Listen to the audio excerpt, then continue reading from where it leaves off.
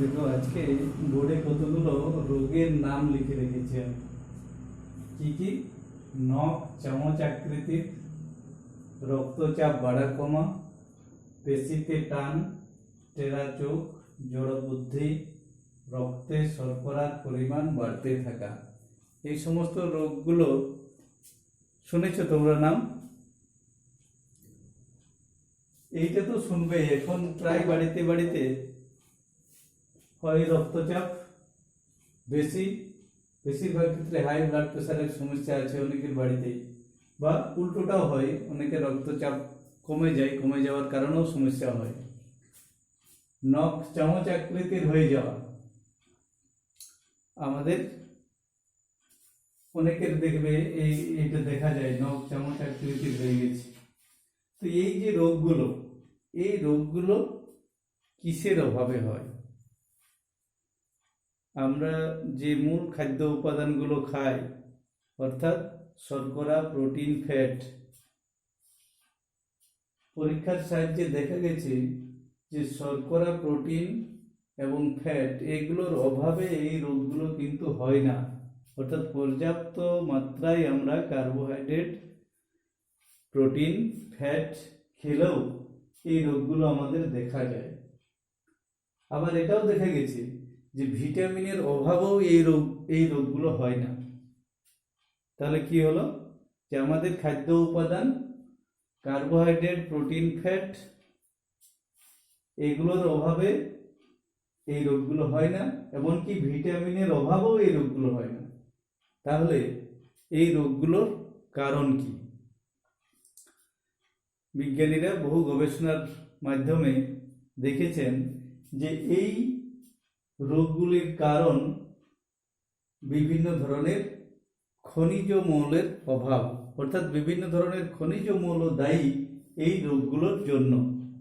এই খনিজ মৌলগুলোর ভূমিকা আমাদের শরীরে আছে এবং এই খনিজ মৌলগুলোর কম বা বেশি হওয়ার জন্য আমাদের শরীরে এই সমস্ত উপসর্গ দেখা দেয়। খনিজ মৌলগুলোর অভাব হলে নানা রকম সমস্যা হয়, আবার কিছু ক্ষেত্রে এই মৌলগুলোর কোনো মৌলের আধিক্য হয়ে গেলেও সমস্যা দেখা দিতে পারে। তাহলে খনিজ মৌল নিয়ে আজকে আলোচনা করা যাক।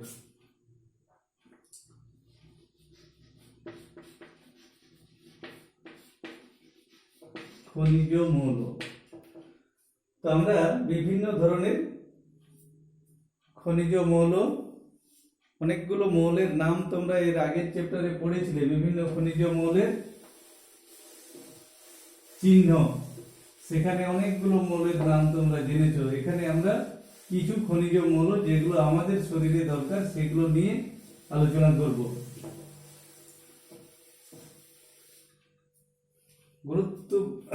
গুরুত্বপূর্ণ কয়েকটি খনিজ মৌল নিয়ে আমরা এখানে আলোচনা করব। আয়রন, এর চিহ্ন কি? আগের দিন হয়েছিল, অনেকে পারবে এটা। আয়রন, সংকেত এফ ই। সোডিয়াম, সোডিয়াম এর চিহ্ন N A. Calcium, calcium C A. Magnesium,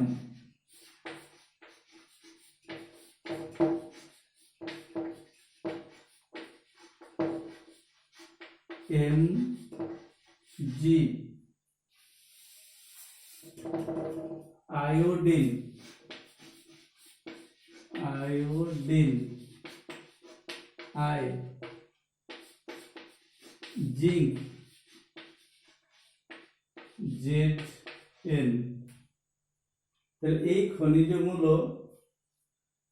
মৌলগুলো আমাদের শরীরে দরকার। এছাড়া আরো খনিজ মৌল আছে, তো আমরা এই কয়েকটা খনিজ মৌলের আমাদের শরীরে কি কি কাজ করে এরা, এগুলো সম্পর্কে একটু জেনে নেবো। তো এই খনিজ মৌলগুলো আমরা পাই কোথা থেকে? আমরা কি এগুলো কোথাও কোনো দোকান থেকে কিনে আনি? কোনো দোকান থেকে আমরা কিনেছি কি? Iron, iodine, zinc, sodium, calcium, আমরা দোকান থেকে কিনে আনি না। তাহলে এগুলো আমরা কোথায় পাবো? এই খনিজ মৌলগুলো উদ্ভিদরা সংগ্রহ করে মাটি এবং মাটিতে থাকা জল থেকে। তাহলে উদ্ভিদরা তাদের খনিজ উপাদানগুলো, খনিজ মৌলগুলো সংগ্রহ করে মাটি এবং মাটিতে থাকা জল থেকে। আর প্রাণীরা অর্থাৎ আমরা কোথায় পাই এগুলো? আমরা যে খাদ্য খেয়ে থাকি, উদ্ভিজ খাদ্য এবং প্রাণীজ খাদ্য এবং সেই সঙ্গে জল। তাহলে উদ্ভিজ খাদ্য, প্রাণীজ খাদ্য আর জল থেকে আমরা এই খনিজ উপাদানগুলো সংগ্রহ করি। তাহলে এই খনিজ উপাদানগুলোর কাজ কি? কোন খনিজ উপাদানটি কোন কাজের সঙ্গে যুক্ত, এটা জেনে নেওয়ার চেষ্টা করি। তাহলে আমরা কোন খনিজ উপাদানটা কোন কাজের সঙ্গে যুক্ত একটু লিখে নিই। খাতাতে একটা ছক করো, একদিকে করো কাজ, এটা মুছে দিচ্ছি আর একটু বড় জায়গা হবে। একদিকে করো কাজ, বাঁ দিকে লিখো কাজ, আর ডান দিকে লেখো মৌলের নাম। মৌলের নাম।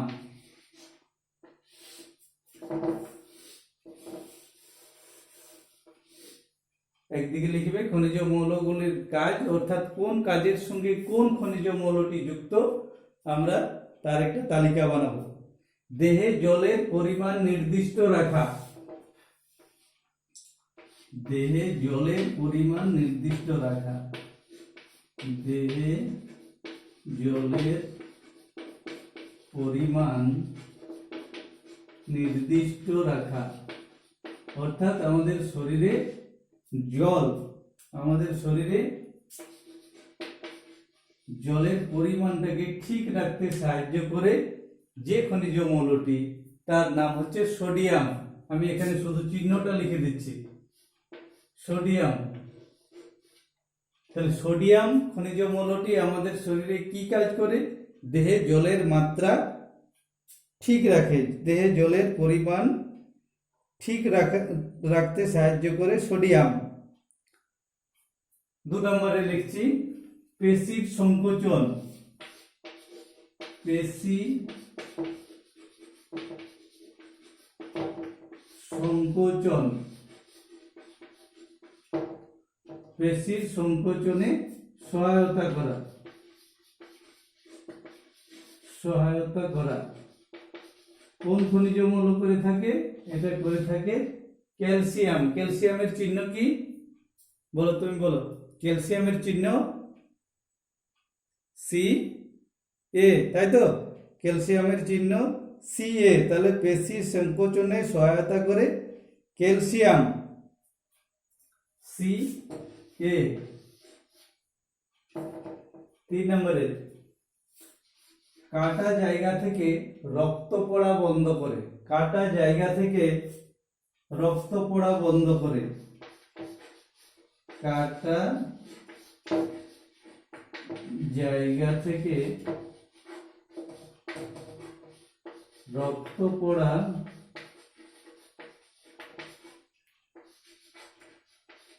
বন্ধ করা, এই কাজটা করে থাকে এই ক্যালসিয়াম।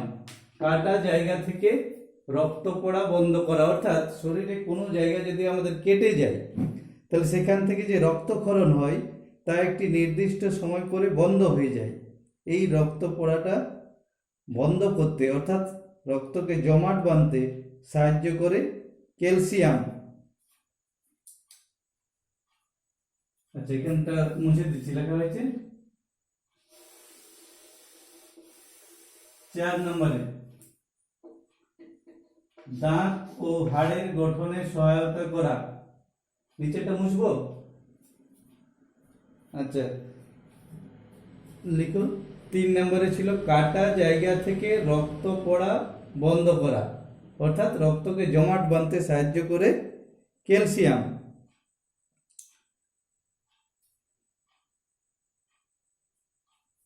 4 নম্বরে লিখছি অক্সিজেন পরিবহন করা। অক্সিজেন পরিবহন করা। অক্সিজেন পরিবহন করা, এই কাজটি করে থাকে আমাদের লৌহ চিহ্নকে Fe। তাহলে দেহে অক্সিজেন পরিবহন এই কাজে সহায়তা করে যে খনিজ মৌলটি তার নাম হলো আয়রন। দাঁত ও হাড়ের গঠন স্বাভাবিক রাখা, এই কাজটি কে করে? দাঁত ও হাড়ের গঠন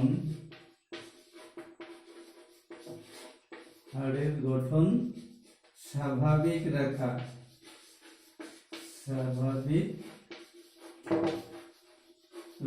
তো দাঁত ও হাড়ের গঠন স্বাভাবিক রাখতে সাহায্য করে যে মৌলগুলি, এখানে বেশ কয়েকটা মৌল, খনিজ মৌল আমাদের এই কাজে সহায়তা করে, তাদের নাম হচ্ছে ক্যালসিয়াম,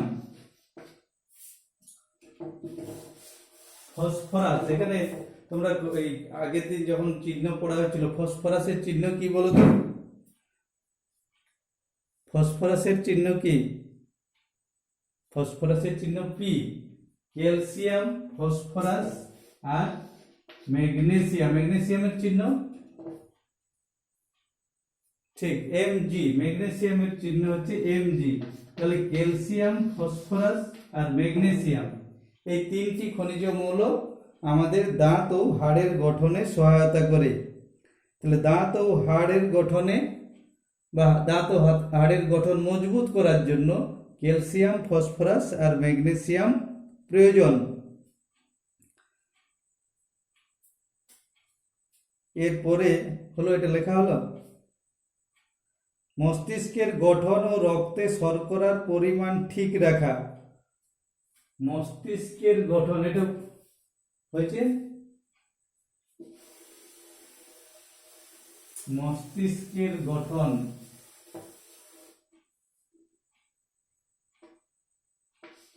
মস্তিষ্কের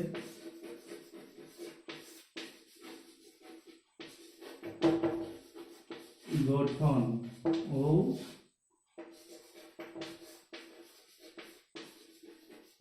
রক্তে শর্করার পরিমাণ ঠিক রাখা। তাহলে আমাদের মস্তিষ্কের গঠনে ও রক্তে শর্করার পরিমাণ ঠিক রাখতে সাহায্য করে জিঙ্ক খনিজ মৌলটি এই কাজ করে। তো জিঙ্কের চিহ্ন কি?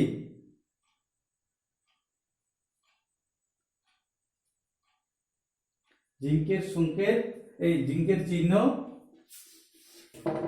বলো Zn। তাহলে মস্তিষ্কের গঠন ও রক্তে শর্করার পরিমাণ ঠিক রাখা, এই কাজটি করে থাকে যে খনিজ মৌলটি তার নাম হচ্ছে জিঙ্ক। স্পেলিং গুলো ঠিকঠাক লিখবে। জিঙ্ক করে মস্তিষ্কের গঠন ও রক্তে শর্করার পরিমাণ ঠিক রাখতে সাহায্য করে। আরেকটা লিখো, আরেকটা গুরুত্বপূর্ণ খনিজ মৌল যেটার কাজ এখনো লিখিনি, মানসিক বুদ্ধি।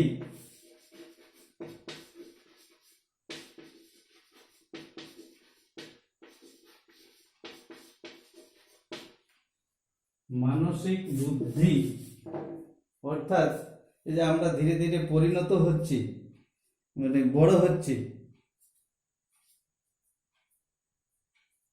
আর বৃদ্ধি, মানসিক বুদ্ধি ও বৃদ্ধি। আমরা ধীরে ধীরে বড় হচ্ছি, বড় হওয়ার সঙ্গে সঙ্গে কি হচ্ছে? আমাদের বুদ্ধিরও বিকাশ ঘটছে। তাহলে বুদ্ধির বিকাশে সহায়তা করে, মানসিক বুদ্ধি ও বৃদ্ধির বিকাশে সহায়তা করে যে খনিজ মৌলটি তার নাম আয়োডিন। তাহলে আমরা এই খনিজ মৌলগুলো, কোন খনিজ মৌলটি কোন কাজের সঙ্গে সম্পর্কিত তার তালিকাটা তৈরি করলাম। সবার লেখা হয়েছে। এরপর আমাদেরকে জানতে হবে যে কোন কোন খনিজ উপাদানগুলো কোন খাবার থেকে আমরা পাই, কোন জাতীয় খাবার বা কোন খাবার খেলে আমরা এই খনিজ উপাদানগুলো পেয়ে থাকি। তাহলে প্রথমে লেখো, আরেকটা তালিকা তৈরি করো। একদিকে লেখো খনিজ মৌলের নাম,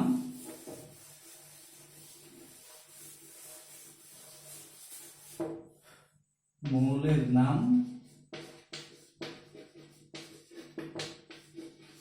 আর একদিকে লিখবে উৎস, কোথা থেকে আমরা এগুলো পাই।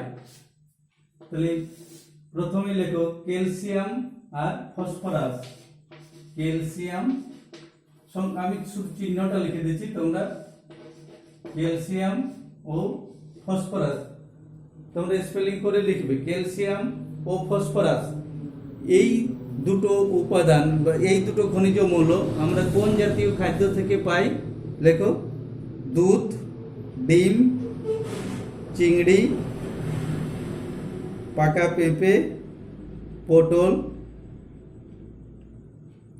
আরেকবার বলে দিচ্ছি, দুধ, ডিম, চিংড়ি, পাকা পেঁপে, পটল, মাছ ইত্যাদি থেকে।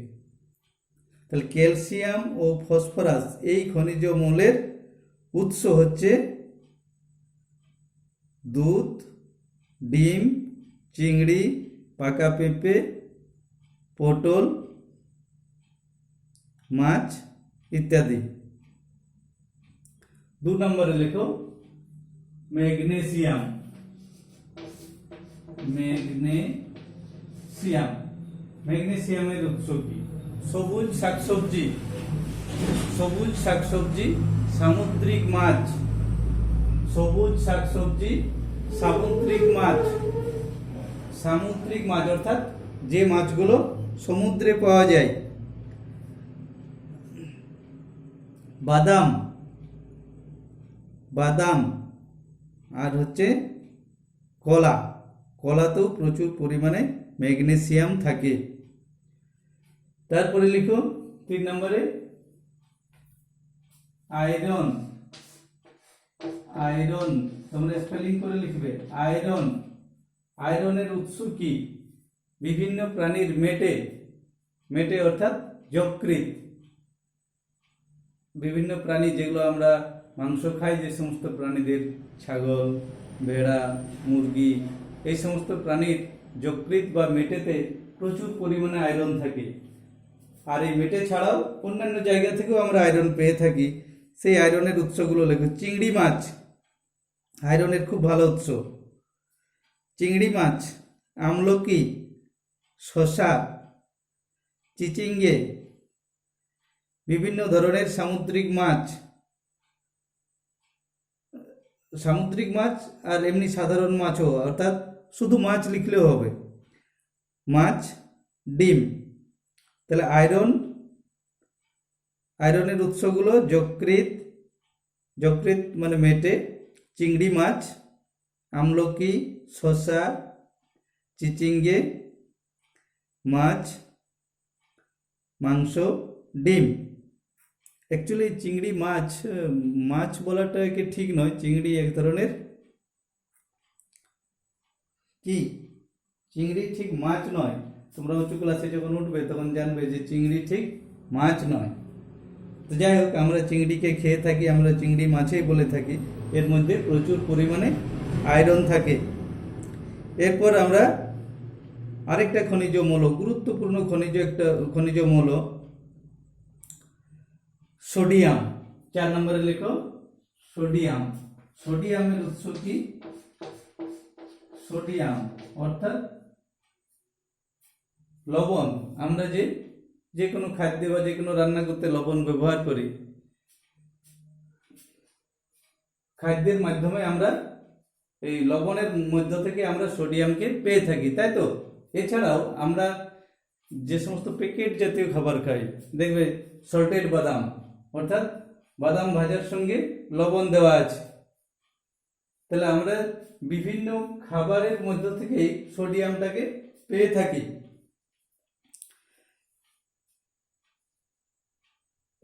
তো সোডিয়াম নুন দিয়ে তৈরি অন্যান্য যে খাবার, আমরা অনেক খাবারই খেয়ে থাকি বা বাজার থেকে কিনে খাই যেগুলোতে লবণ যোগ করা আছে। ওই যে যেটা বললাম যে বাদাম, সল্টেড বাদাম।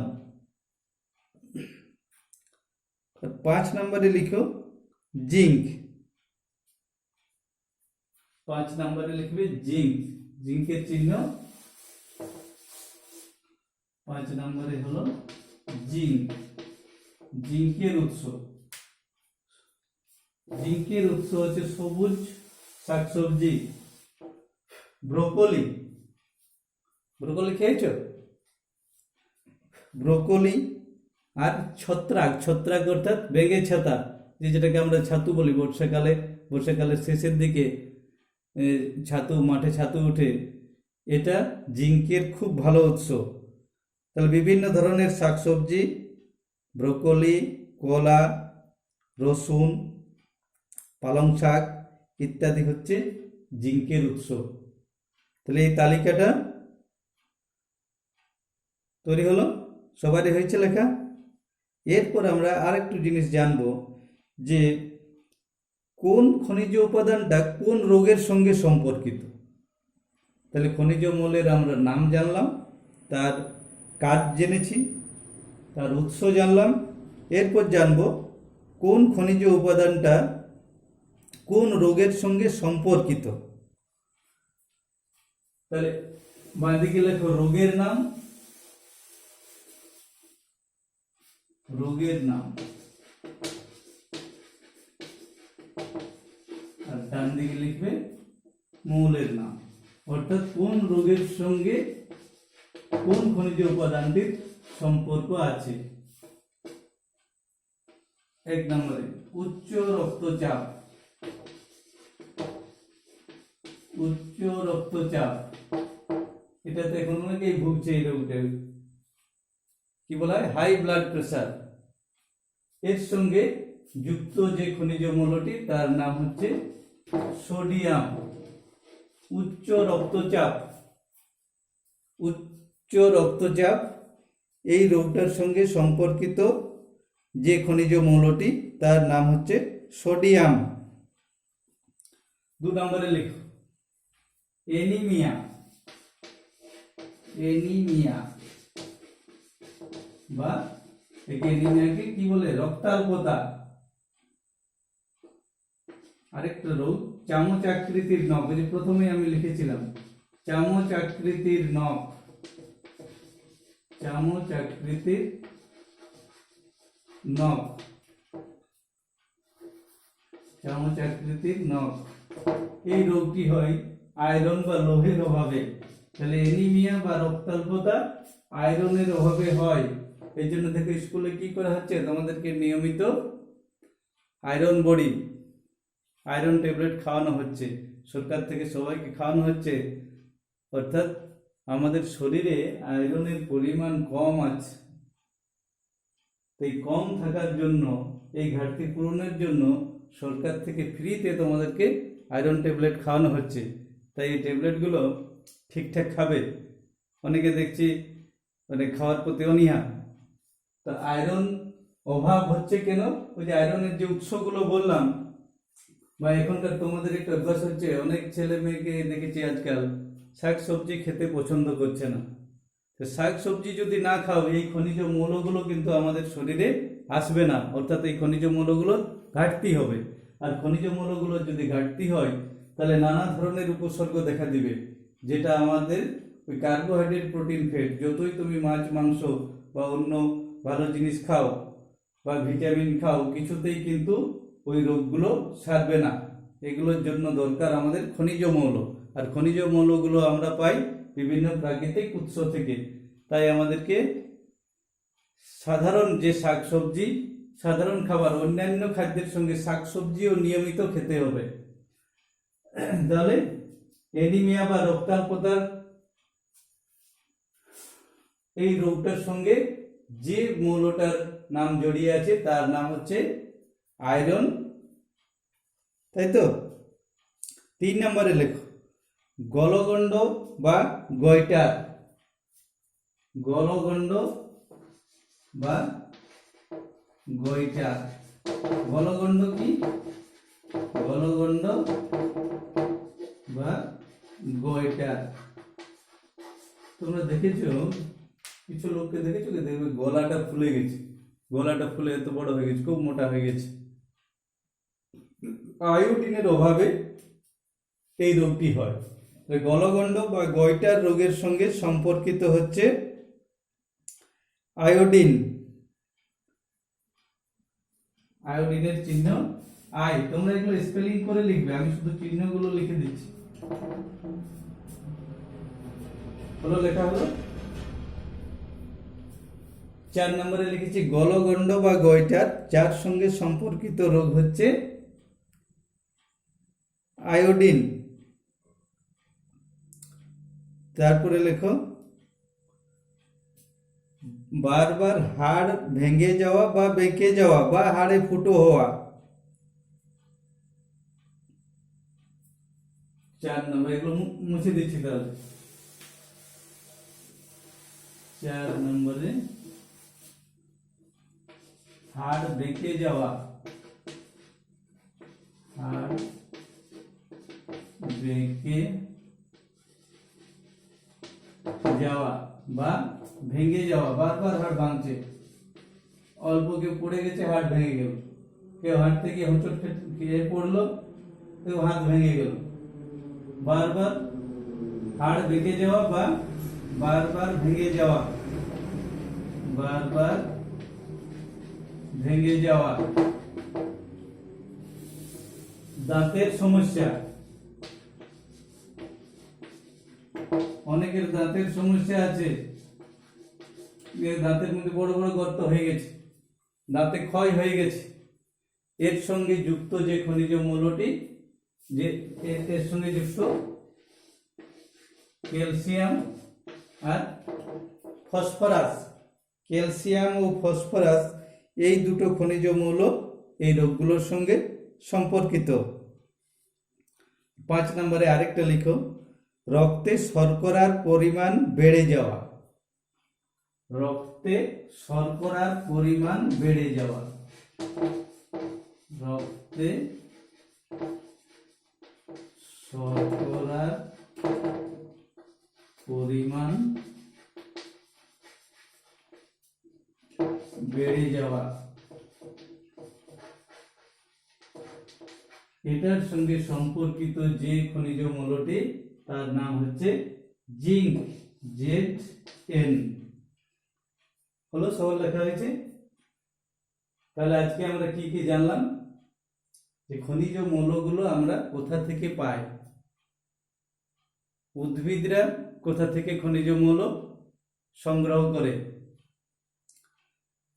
কয়েকটি খনিজ মৌলের নাম, এই মৌলগুলির উৎস, কোন রোগের সঙ্গে সম্পর্কিত। তাহলে আজকের কাজগুলো লিখে নাও। আমাদের শরীরে প্রয়োজনীয়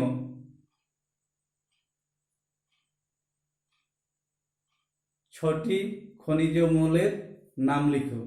আমাদের শরীরে প্রয়োজনীয় 6টি খনিজ মৌলের নাম লিখো। 2 নম্বর প্রশ্ন, উচ্চ রক্তচাপের সঙ্গে কোন খনিজ মৌলটির সম্পর্ক আছে? উচ্চ রক্তচাপের সঙ্গে কোন খনিজ মৌলটির সম্পর্ক আছে? 3 নম্বর, নখ চামচ আকৃতির হয়ে যায় কোন খনিজ মৌলের অভাবে? নখ চামচ আকৃতির হয়ে যায় কোন খনিজ মৌলের অভাবে? পরের প্রশ্ন, অ্যানিমিয়া বা রক্তাল্পতার কারণ কি? অ্যানিমিয়া বা রক্তাল্পতার কারণ কি? অ্যানিমিয়া বা রক্তাল্পতার কারণ কি? তারপরের প্রশ্ন লেখো, ক্যালসিয়াম ও ফসফরাসের কয়েকটি উৎসের নাম লিখো। ক্যালসিয়াম ও ফসফরাসের কয়েকটি উৎসের নাম লিখো।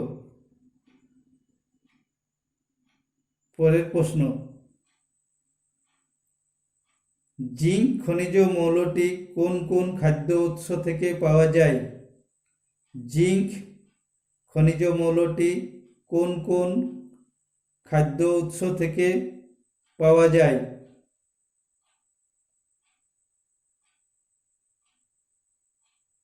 পরের প্রশ্ন, অক্সিজেন পরিবহনে সাহায্য করে কোন খনিজ মৌল? অক্সিজেন পরিবহনে সাহায্য করে কোন খনিজ মৌল?